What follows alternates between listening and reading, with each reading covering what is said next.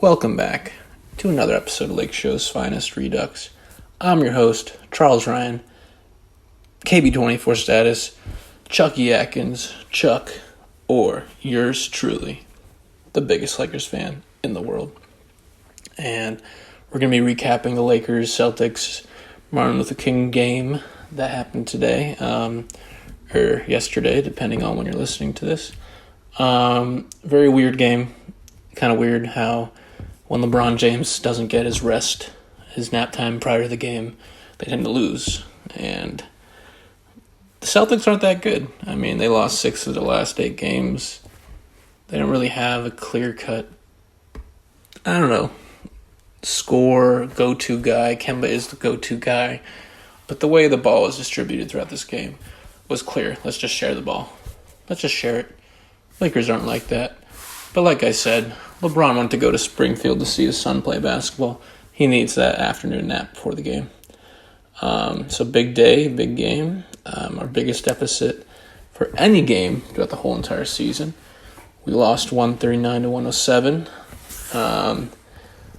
LeBron kind of seemed out of it. He was kind of upset on a few plays, especially the one play, I would say, in the third quarter, when Kyle Kuzma threw him a fast break pass and it got deflected, and LeBron just seemed really kind of deflated and upset that his teammates weren't playing defense, weren't really hitting clear-cut basic passes. We had 15 turnovers. That's about 5 turnovers too many. But LeBron didn't play that great. He was negative 21. He had 4 turnovers. But 13 assists, 7 rebounds. Wasn't very aggressive, only 12 shots. I need more than 12 shots. I understand losing today in the sense of, Rondo and AD are coming back, and they're going to ease their way back into it. So the Lakers have been on a hot streak ever since the 5 games that AD missed and the, 6 games that Rondo was out. Lakers were 5-1, 4-1, whatever. So inserting them all in could kind of ruin the mojo temporarily, of course. In the short run. Not in the long run, we'll be fine. But just interesting the way the minutes were dispersed. I mean, AD only played 22 minutes. He would have played more. Obviously, the Lakers were in it. So I like that they kind of gave in, Vogel with 9 minutes left in the fourth. He said, you know what, you're done for the night. So that's good. I mean, it's a 5-game road trip. You don't want to risk anything. But this road trip, the first win against the Rockets, awesome. But our next games are the Knicks, the Celtics, and then we finish off the road trip. And let me tell you something. This final game is huge because after that we play the Clippers. And we play the 76ers in the final game. But after that we play the Clippers, and we cannot go 0-3 to the Clippers. I'm sorry. Because one way or another, we're definitely going to meet the Clippers in the playoffs. Second round or third round. I don't know, but it's happening. And we cannot be shut out this season 4-0 in the regular season. That's unacceptable. So these final 3 games of the road trip got to go at least 2-1. The back-to-back Knicks and Nets. I think it's fair to say Kyrie Irving will be playing on Thursday against the Lakers. I don't think he played tonight. But you got to win one of those or both of those, and then the Sixers game you got to win. Got to finish strong. So I think 2-1 is good.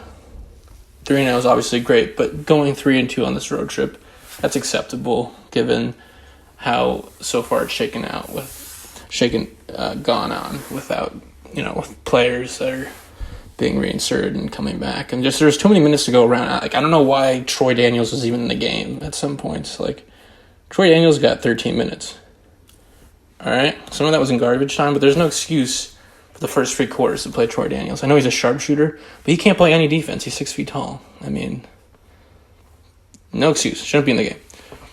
He should have shortened this bench. He played 10. Vogel played 11 players in this game. Quinn Cook got 4 minutes. You got to shorten that when you're playing a team like the Celtics when their bench is short as well. Their bench was only 8 deep tonight. There's no excuse. It's ridiculous. So we got to figure out this minute stuff. It's nice to have Quinn Cook go off when Anthony Davis is out, but that's not what's going to happen in the playoffs. He's not going to have the ball to ISO for 20 minutes and drop 25 points. Done. You're done. So, really looking forward to how we finish this road trip. I'm done with that rant, but let's focus on today's game. So, LeBron had 15 points, JaVale had 18 points. AD 9 points, only 7 field goal attempts. Shot 3 free throws, made all of them. It's probably like the first time in a while that LeBron, Anthony Davis made all their free throws. They only shot 8 combined, but doesn't happen too often. But I get it, easing AD into it, but you got to get more than 7 shots. I mean, he had this one shot. I remember he got the rebound baseline. And he hesitated on a baby 10-foot jumper. I don't get that. You're Anthony Davis. You're the top 3 player in the world. You're the best power forward in the world. I mean, I don't understand that one. But just not aggressive. Kuzma really pissed me off tonight. This was a big game, and Kuzma needed to deliver, and he didn't. He went 4 for 12. And I don't think Lakers should trade Kuzma. I think all of this is just Twitter hype made up, by some Twitter guys, so there's something to talk about. I don't think we're trading Kuzma. I don't think this whole Derrick Rose thing that came out today, this report, Derrick Rose for Kyle Kuzma and, I don't know, another piece. No. I would like to have Derrick Rose, but I don't think it's worth it to trade Kuzma. And, obviously Kuzma's their only asset really to trade. I mean, can't really trade Dwight, Caruso, Rondo, KCP. Can't do it. You can throw in a pick or 2, but we got rid of all our picks. You might be throwing some cash. But the Pistons are going to want something back, and it's going to be Kuzma. And the Pistons are going to go full rebuild mode, because that when Andre Drummond is off the team, either by trade or just walking away, it's done. Blake is going to be the number 1 guy on the team next year when he's healthy. And it's just going to be the same thing when the Clippers were horrible prior to CP3 coming. The same crappy show. So I'm really looking forward to this game not happening again, because Kuzma needs to do better. KCP, he missed another layup in the game tonight. I don't understand how you keep missing layups, but he had this nice play. I don't know if you guys remember. But he pump fake Marcus Smart 3 times, and he got a clear, 20-foot jumper out of it.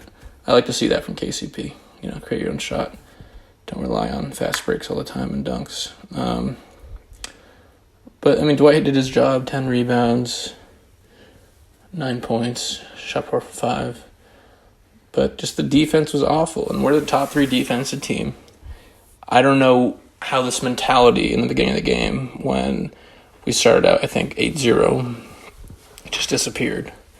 And the Celtics just quickly figured us out, just drive and kick 3. Fast break points. They were, they shot 34 threes and made 16 of them. That's almost 15%. We shot 26 threes and only made 7. You can't beat a team like that. Also, they shot 34 free throws. I'm sorry. They shot 29 free throws and only made 19. They missed 10 free throws. We could have lost this game by 40 points. Not the best defensive effort. Gotta stop fouling. We shot 29 free throws. We missed 7. But you gotta play defense without fouling. No excuse for Dwight Howard to get 5 fouls. Anthony Davis had 5 fouls. This game was kind of taken over by the refs a tiny bit, but just a game. I think we play the Celtics again in February. We play them February 23rd. I think we have to get them back. There's no reason why the Lakers won't be able to beat the Celtics at full strength at home, because we're going to want vengeance. I saw this thing today where it was Kemba was 0-28 against LeBron all-time, playoffs, regular season. And he got his first win. Congrats. That's going to be the only win, but good job by him. good job by Kemba Walker for actually having some support this time. Yeah, what's your best player? Batum and Biyombo? No, it's Jason Tatum, Jaylen Brown, Marcus Smart, Gordon Hayward. I mean, it's a joke. Good for you. So, once again, there's no reason to panic with this team.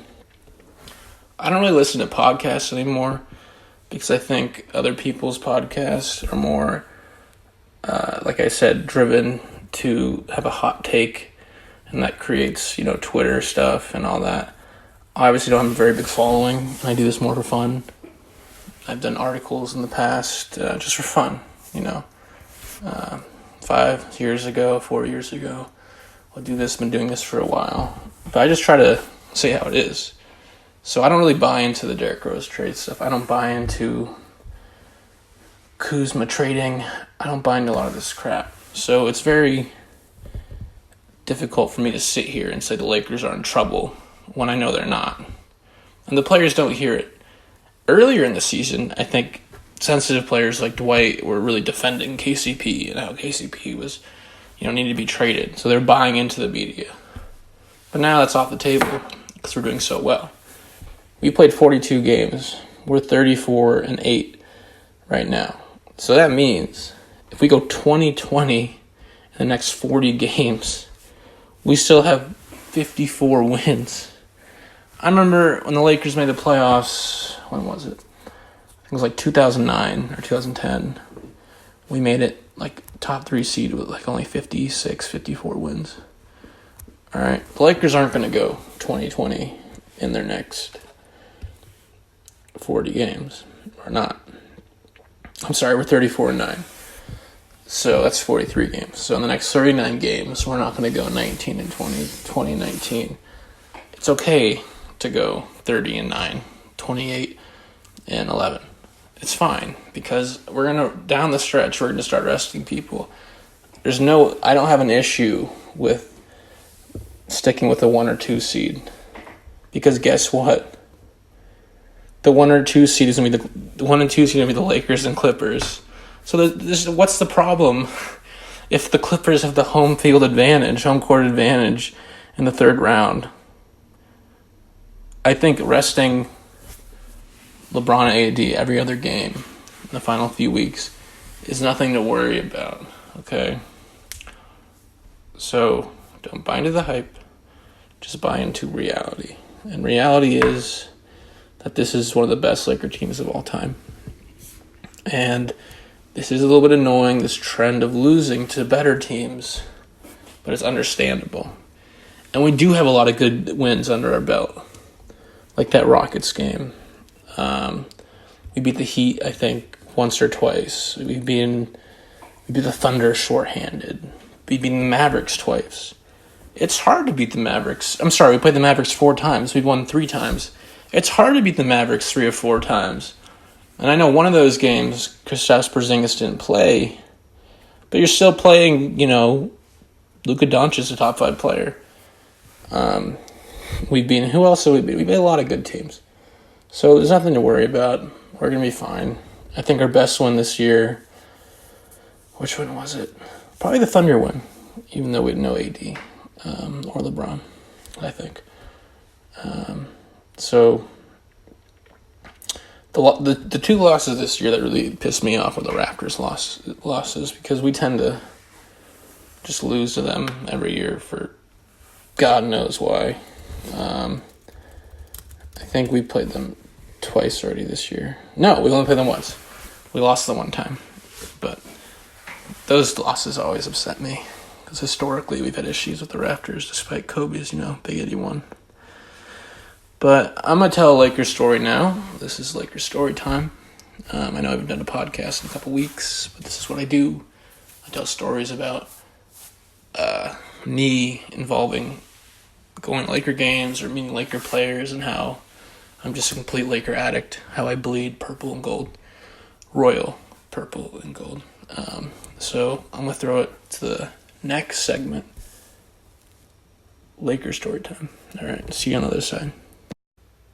So my Lakers story time is going to be about the face and the head of the Lakers and their current roster formation. I'm not talking about Jeannie Buss. I'm not talking about Jesse Buss. I'm not talking about Ian Schultz. I'm not talking about minority owner Patrick Soon-Shiong. I'm talking about Mr. Rob Pelinka. As you all know, he was promoted recently as the Vice President of Operations. Well-deserved. Turned this franchise around in 3 years. Stuck with it no matter what. Got through the storms.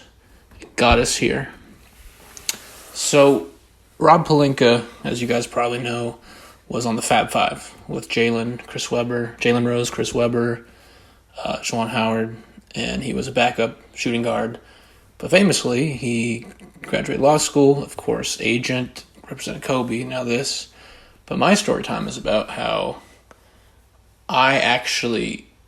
he still plays basketball. And what's very important about being an agent, a lot of these agents will play basketball with their clients, just casually play. It's a good, not conversation starter, but it's nice to know that the guy you're playing, that's your agent, not only did play, Pelinka, but also knows the game. And I was at the Culver City High School, and I saw him playing, and he was playing with, I think it was Kiki Vanderway, who is the head of not the NBA Players Association. That's, I think, Michelle Roberts. But he is in charge of fines for technical fouls, like reviewing flagrants.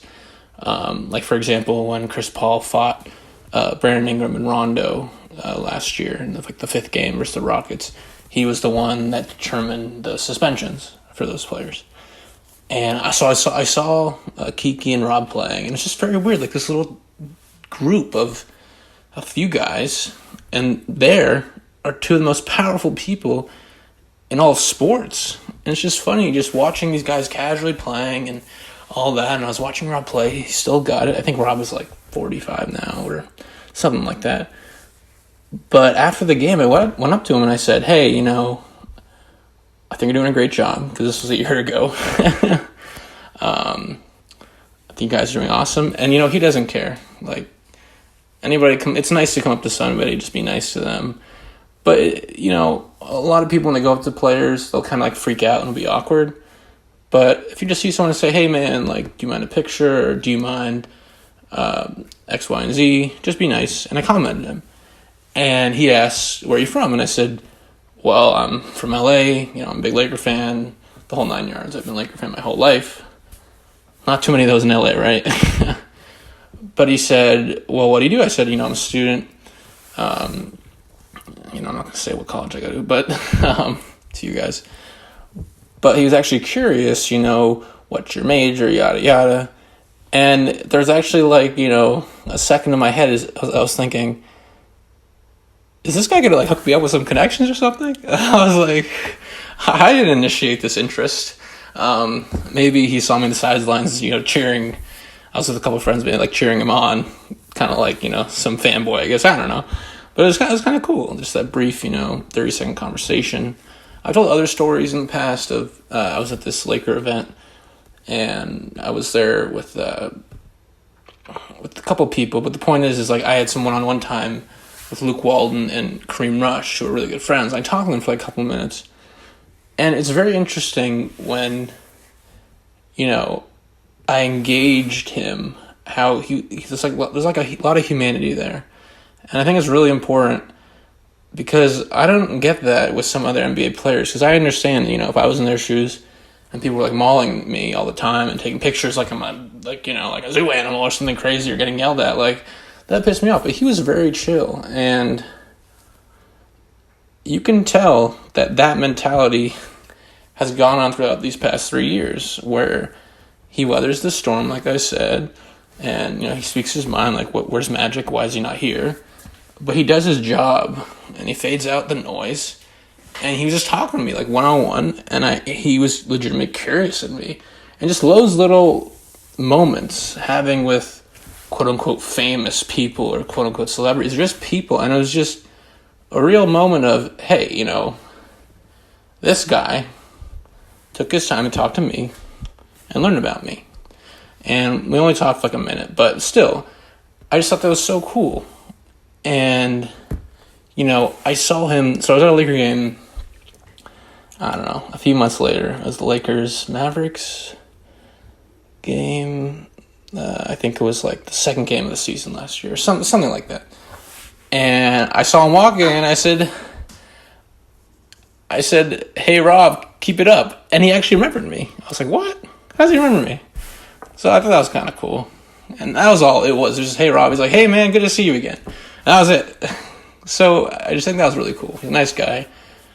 And that just meant a lot to me, you know. And I was watching, a few weeks ago, I was watching Dave Chappelle, the comedian, on one of his specials. And he was saying that it means a lot to people when he says, like, I love you too. When people yell, I love you, he goes, I love you too. And he does these little things because he knows how much it means to the fans, how important those little moments are. And this felt like more than that. And so the point of the story is I admired Rob. I'm so happy they gave him the extension. But, you know, this Laker family that's been going on for decades is truly welcoming. And there's a sense of professionalism with the Lakers that Magic did not bring, frankly. And it really showed. It showed with Rob. It showed other times where, you know, I've been lucky enough to talk to a couple players just casually. And that's the story. So, once again, I'm KB24 Status. Not much there, but I just thought it was a cool moment I share with you guys. So really, if you ever see Rob Pelinka, you know, just be nice. I'm not saying if he's like at a business meeting talking to an agent, you know, if he's at like the Chicago Combine, the NBA Draft Combine, don't go up and approach him. If you happen to see him, maybe playing basketball or just chilling, and he's in an event with a bunch of fans, you know, just engage him. He's a cool guy. So thought that was awesome. Kind of rambling a little bit. But yeah, so I'm KB24 Status. I'm Charles Ryan. I'm the biggest Laker fan in the world. Once again, I don't say this too much, but please check out some of my other Laker videos. Not the podcast / things, because this is on iTunes, but it's better on YouTube anyways for the visuals. But please look at those montages. Look at other videos where I try to be creative, because it really shows that I'm a big Laker fan. I care about my audience. Some of my podcasts have lots of listens. Some of them on YouTube don't have a lot of listens. Some of them on iTunes do, and it fluctuates. I don't know if it's the new Google algorithm, because I think they like banned like videos, or they restricted videos for only like kids. So I don't know what that means for my videos. If my subscribers were like 18 or something, or 16, like I don't know what happens there. But yeah, so I'm gonna keep this up. Thanks for listening. Once again, go Lakers, and let's finish this road trip strong. I know we can do it. I know we can. Just 2-1. That's all I'm asking for. Keep up the chemistry. Settle in. We're gonna be okay. Because there's a lot of home games in the next few months. I think February, we have, I don't know, like 80% of our games are home. So everything's gonna be fine. Stay frosty. Don't give up. Don't get seduced by the media, all this hype and outrage crap. But that's it. Take care. Have a good night. And go Lakers.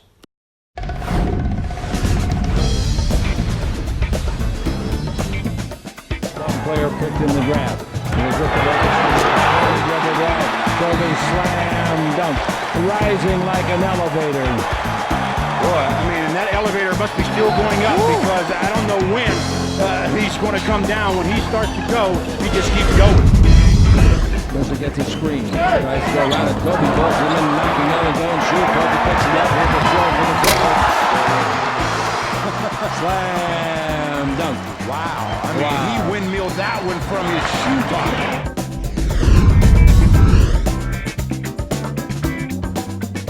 This time, Grant. That's what takes the life out of your team. Those plays demoralize you. Kobe is able to adjust off the line.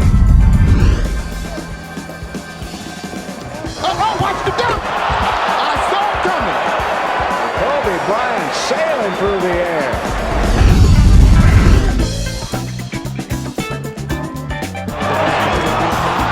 Wow! I haven't seen that one before. The left-hand slam dunk that astonished even the most ardent basketball fan. Best overall record. Well, that's home court throughout the playoffs. Bryant. And the tip of the follow. How quickly did he get back up and tip that ball in the basket? We've seen it all from Kobe Bryant today. 48 for Kobe. Corners are up to the right. They're not even close. 2-on-1. Kobe and Surah. The alley-oop. And Kobe with the dunk. And the foul as well. That's why Kobe gave it up to Brian Shaw, so he'd get it back. And get it back he did. He jumped over the top of Bobby Surah.